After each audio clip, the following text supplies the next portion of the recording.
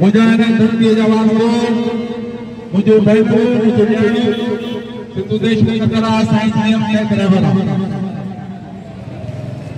आज सजी दुनिया में ही दिहाड़ो मनाए को वने बेगुनाह माण्हुनि खे खंबे खणी वञण सजी दुनिया उनजी मज़म्मत कई आहे पर ही रियासत जेका ख़ौफ़ज़दा आहे जेका असांजे अदम तशद्दुद जी तहरीक खां ख़ौफ़ज़दा आहे तव्हांखे यादि हूंदो त 23 मार्च 2012 ते शहीद बशीर खान कुरैशी लखे माण्हू हुन कराची में खणी आया पोइ अदम तशद्दुद जी हिकिड़ी वॾी मिसाल हुई सॼी दुनिया उहे माण्हू ॾिठा त बाबा ही माण्हू सिंध जा माण्हू छा था घुरनि हिननि जा छा मुतालबा आहिनि लेकिन ही रियासत ख़ौफ़ज़दा आहे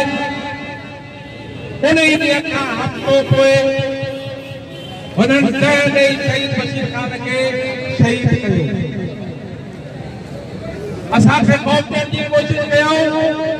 असां ज़हर जो प्यालो पी मंसूर वांगे अॻिते वधियासीं 2014 में शहीद मखदूम खान कुरैशी शहीद सलमान मथो खे हिननि अगवा करे गोलियूं हणी असांखे कोयलो लाश ॾिनो हिननि ॾिठो त शायदि हाणे मुल्क बि वेही रहंदा पर असांखे रहबर सिंध साईं खे अहिड़ी सिंधी पीआरे छॾी आहे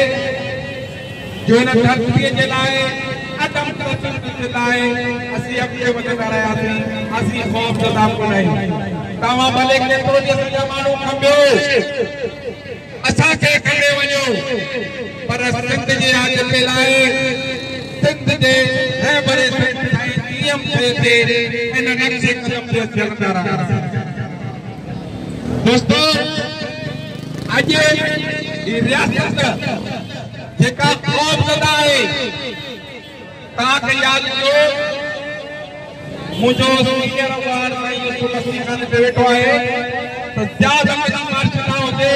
चाहे अयूब खान जी मार्शल हुजे ओजी कोर्टनि में असांजा माण्हुनि खे सज़ाऊं आयूं कोड़ा न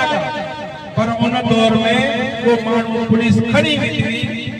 कोयटा जेल में मालूम थींदो हुते जो माण्हू आहे पिशावर में असांजो माण्हू आहे पंहिंजो मुल्तान जी जेल में असांजो माण्हू आहे माण्हू मुतमइन थींदो त बाबा कोड़नि जी सज़ा आहे या फांसी जी सज़ा आहे पर माण्हू त मौजूद आहे पर हिन दौर में ख़ौफ़ज़दा करण लाइ असांजा माण्हू खपे गुम पिया वञा सालनि जा साल उन्हनि खे साड़ियो वञे थो बाबा असांजा माण्हू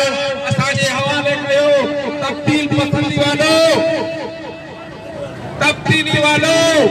इस मुल्क में आप तब्दीली ला रहे हो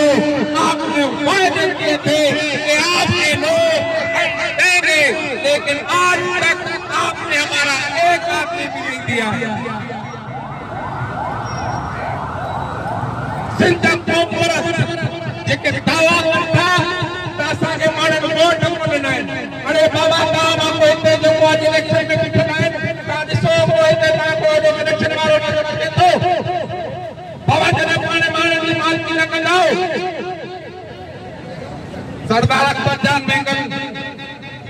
असेंबली में वादे तौर ते चयो त न असांखे नौकरियूं खपनि